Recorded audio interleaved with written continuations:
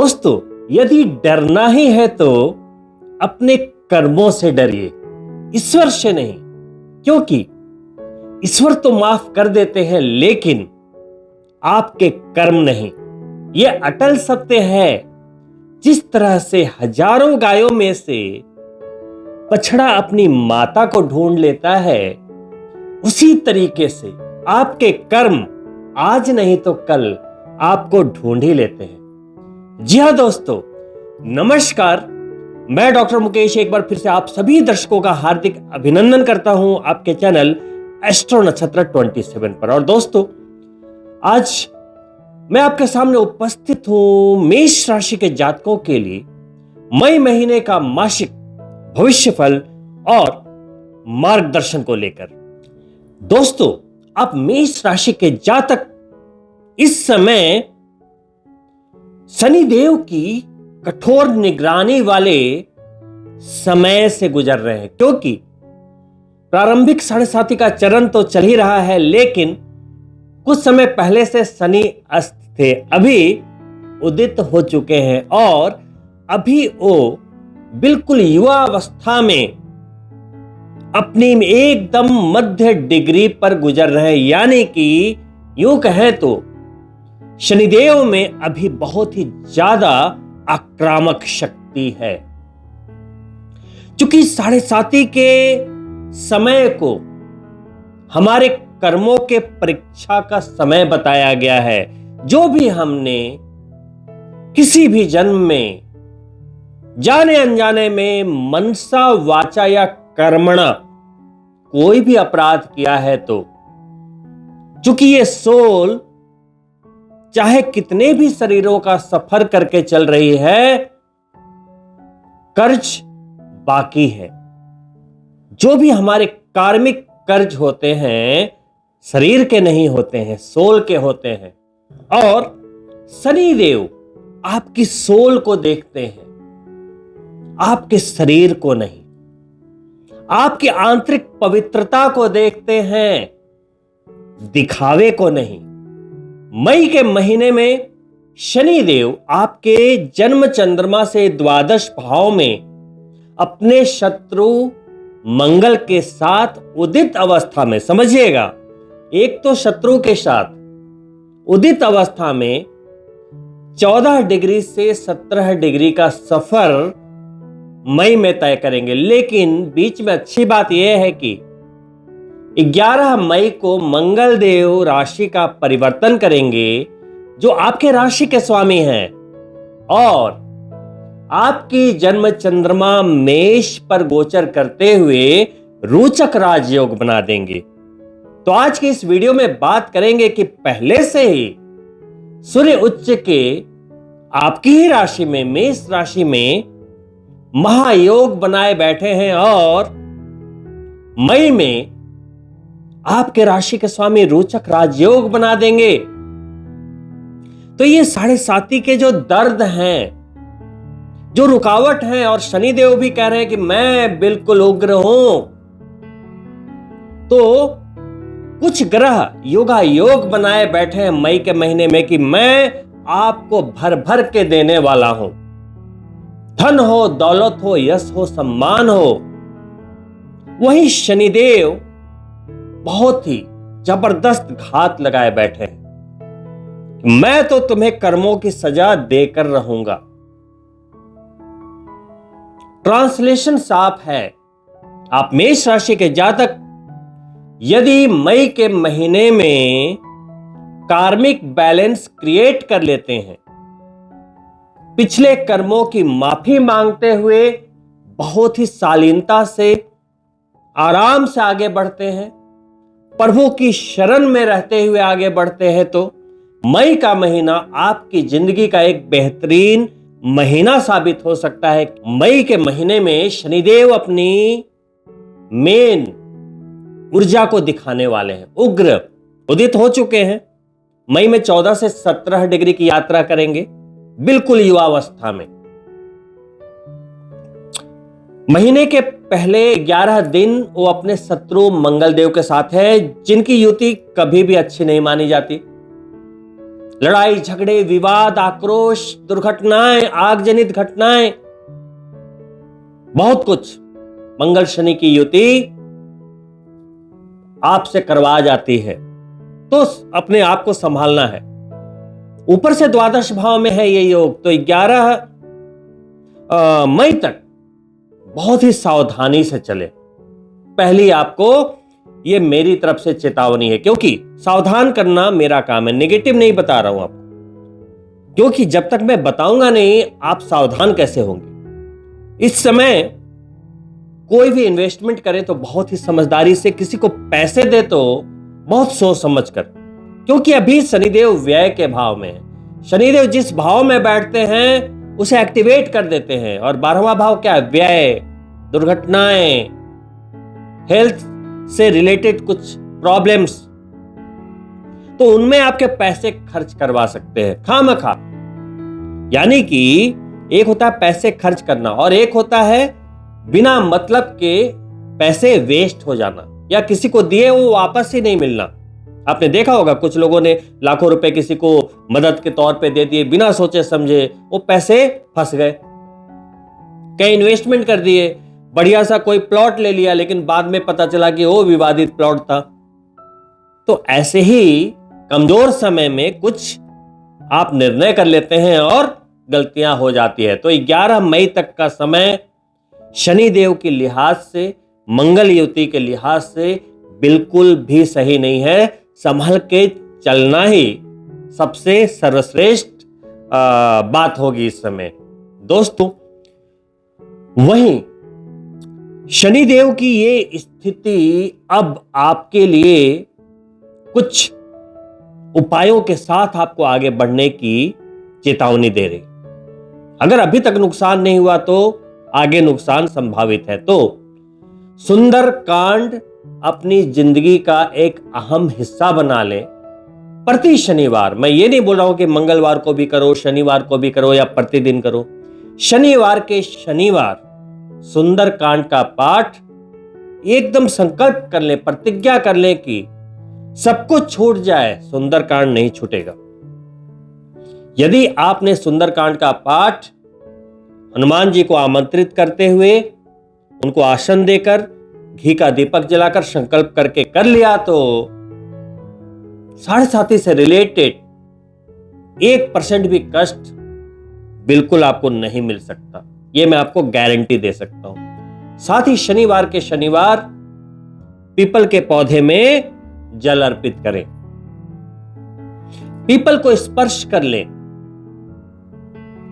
घर में शमी का पौधा अवश्य लगाएं और शनिवत मानते हुए पूजा पाठ करें। माता वृंदा को प्रतिदिन जल चढ़ाएं, तुलसी माता को। इतना काम आपको अब अपने जीवन का हिस्सा बना लेना चाहिए, क्योंकि शनिदेव अपने उग्र फेज में तो हैं ही, हर वर्ष लंबे समय के लिए वो वक्री भी होते हैं। तो इस बार जब शनिदेव वक्री होंगे तो इसका सबसे ज्यादा नेगेटिव प्रभाव मेष राशि को, मीन राशि को और कुंभ राशि के ऊपर पड़ने वाला है। बहुत ही कम शब्दों में एक आखिरी बात आपको बता दूं कि अपनी पत्रिका देखिए। पत्रिका में यदि शनिदेव शुभ अवस्था में है, गोचरस्थ स्थिति में बैठे हैं, तो आप ये मानकर चल सकते हैं कि पिछले जन्म के कुछ कार्मिक जो लोड हैं आपके ऊपर उतने नहीं हैं। ठीक है, तो साढ़े साथी में आपको उतनी परेशानी नहीं होगी। लेकिन शनिदेव आपकी पत्रिका में यदि अशुभ स्थिति में बैठे हैं, तो यह मानकर चलिए कि आपकी सोल पे कार्मिक ड्यूज है और इसी जन्म में आपको चुकाना ही पड़ेगा वो। और ये साढ़े साथी का समय उसी कर्ज को चुकाने का वक्त होता है। इस दबाव की घड़ी में आपको एक बड़ी राहत देते हुए आपके राशि के स्वामी मंगल देव खुद द्वादश भाव को छोड़ते हुए आप ही की जन्म चंद्रमा मेष राशि में प्रवेश करेंगे। चूंकि वो उनकी अपनी राशि है और केंद्र का भाव है, तो इसे कहते हैं रोचक राजयोग, पंच महापुरुषों में वर्णित एक महायोग।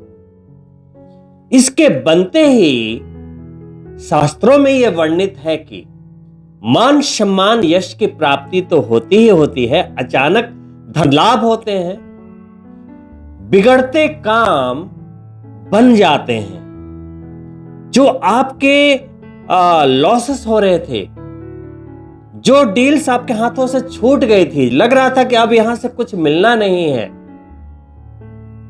वहां से भी आपको लाभ मिलने की उम्मीद हो जाती है। वहीं इस दौरान आपके किए गए हर एफर्ट आपको बढ़िया परिणाम देते हैं, कामयाबी देते हैं।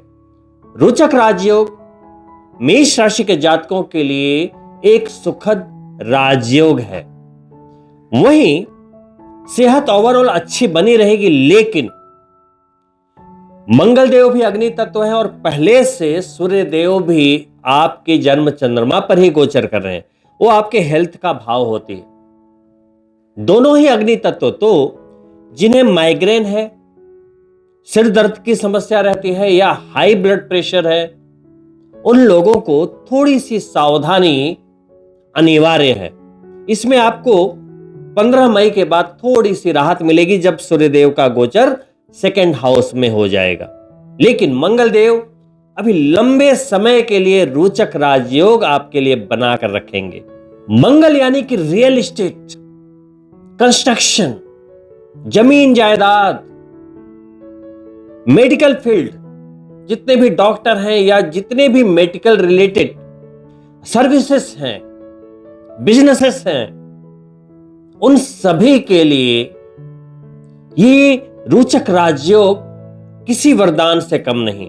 दोस्तों, वहीं दूसरे गोचर के रूप में आपके पंचमेश होते हुए सूर्यदेव अभी आपकी जन्म चंद्रमा पर ही पिछले 15 दिन से गोचर कर रहे हैं।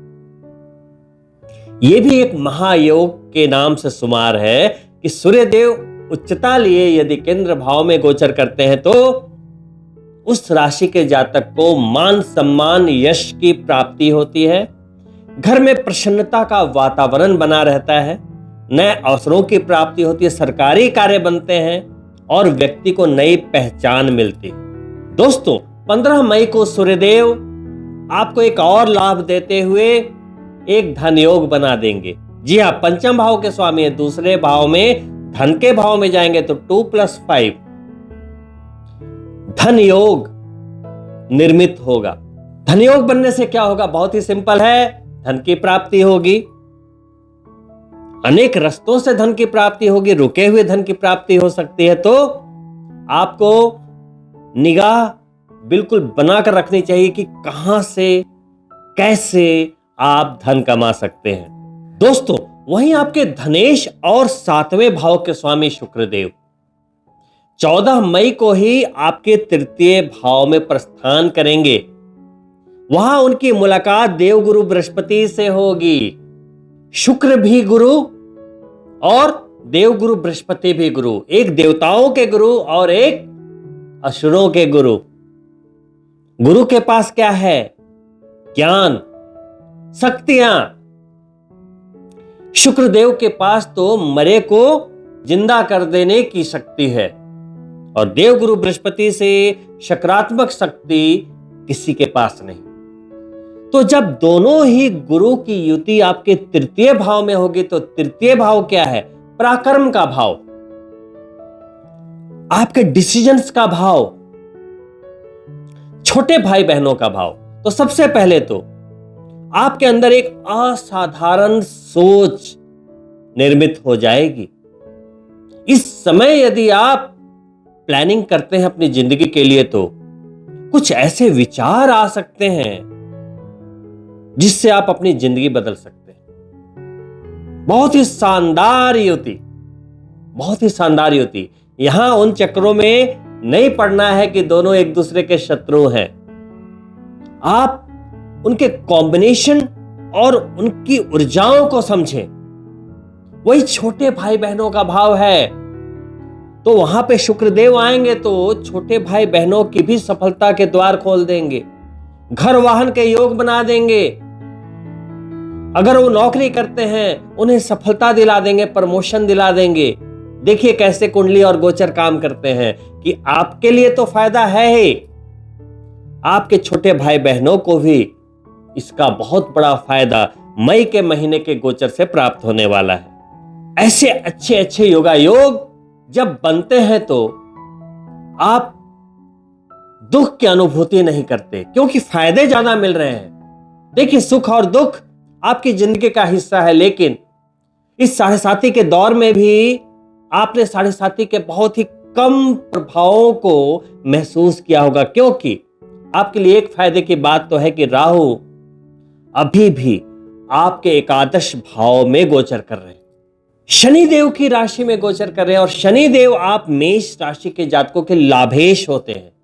भले ही वो साढ़े साती में चल रहे हैं, लेकिन राहु उनकी राशि में बैठकर उनका स्वरूप लेते हुए लाभ के भाव को एक्टिवेट किया हुआ है, तो लाभ के मामले फिर भी आपके लिए बने हुए हैं। लेकिन चूंकि ये साढ़े साती का वक्त है तो सजा का भी समय है, तो यदि आपने अपने पूर्व समय में कुछ भी गलत किया है, किसी के पैसों के साथ छेड़छाड़ की है, कुछ अनैतिक कार्य किया है, कुछ गड़बड़ घोटाले किए हैं, तो थोड़े लीगल मामले आपके लिए आमने सामने आ सकते हैं। यदि आपकी कुंडली में योगा योग है और आपने कुछ वैसे कर्म किए हैं तो वहां पर सावधानी रखनी है। दोस्तों, कर्म तो लौट कर आते ही हैं, चाहे आप कितनी भी चतुराई कर लें। भगवान भी कर्म से बाहर नहीं। आपको बहुत अच्छी तरीके से पता होगा कि श्री राम भगवान ने सुग्रीव के लिए पेड़ के पीछे छिपकर बाली के ऊपर बाण चलाया। बाली की मृत्यु हो गई। बाली ने बोला, हे प्रभु, आप तो मर्यादा पुरुषोत्तम राम हैं, आपने छल क्यों किया? तो श्री राम बोले कि सुग्रीव की पत्नी पर तुमने कुदृष्टि डाली, वो अधर्म था और मैं अधर्म का साथ नहीं दे सकता, लेकिन कर्म तो गलत ही था। ये भगवान श्री राम भी जानते थे। त्रेता युग समाप्त हुआ, भगवान श्री राम ने श्री कृष्ण का रूप लिया और फिर से अवतरित हुए, पूरी लीला रचाई, और जब उनके जाने का समय हुआ तो उन्हें इस कर्म की याद आई। तो बाली जो था एक जरा शिकारी के रूप में जन्म ले चुका था, और श्री कृष्ण अपने अंतिम समय में योग मुद्रा में एक पीपल के पेड़ पर विश्राम कर रहे थे। उनके हिलते हुए पैरों को देखकर जरा ने सोचा कि कोई हिरन है। उसने जहरीला तीर चला दिया। बाद में उसने देखा कि प्रभु हैं। उसने बहुत माफी मांगी, लेकिन प्रभु बहुत ही सहज मुद्रा में मुस्कुराए और बोले कि इसमें तुम्हारा कोई दोष नहीं, ये तो कर्म फल है। त्रेता युग में मैंने तुम्हें छल से बाण मारा था, भले ही मैं सुग्रीव का साथ दे रहा था, धर्म का साथ दे रहा था, लेकिन कर्म इतना प्रबल है कि मैं चूंकि मनुष्य के शरीर में हूं तो मैं इससे बिल्कुल नहीं बच सकता, चाहे मैं भगवान हूं। तो इससे यह शिक्षा मिलती है कि यदि हम मनुष्य हैं और हमने कभी भी किसी भी जन्म में कोई भी कर्म किया है, गलत कर्म किया है, तो गलत फल मिलेगा, और यदि अच्छा कर्म किया है तो हमारे साथ अच्छा ही होगा। तो आज से ही प्रण लीजिए कि आज के बाद जो भी करेंगे अच्छा ही करेंगे, भूल से भी गलत नहीं करेंगे। जब भी माता सरस्वती से वंदना करें तो उनसे बस एक ही चीज मांगे कि हे माता, मेरे जबान से कोई भी ऐसा शब्द ना निकले जिससे कि मैं कर्म बंधन में बंध जाऊं। तो सिर्फ एक्शन से ही नहीं, मन से, वचन से और कर्म से भी यदि आप अपने अच्छे और बुरे कर्मों के लिए सचेत रहेंगे तो इस जीवन में तो आप सुख भोगेंगे ही भोगेंगे, आने वाले नए जन्म में भी आप अपने लिए कई अच्छे योगायोगों के द्वार खोल देंगे। तो दोस्तों, इन्हीं शुभकामनाओं के साथ कि मई के ये जबरदस्त गोचर आपकी जिंदगी में बहुत ही खुशहाली लेकर आए। और अंत में आपसे दोबारा आग्रह करना चाहूंगा कि यदि आप मेरे चैनल को पहली बार देख रहे हैं तो सब्सक्राइब करते हुए जाएं। वीडियो अच्छी लगी हो तो लाइक करें और अपने मित्रों के लिए शेयर भी अवश्य करें। बहुत ही जल्द मिलता हूं दूसरी वीडियो में, तब तक के लिए नमस्कार मित्रों।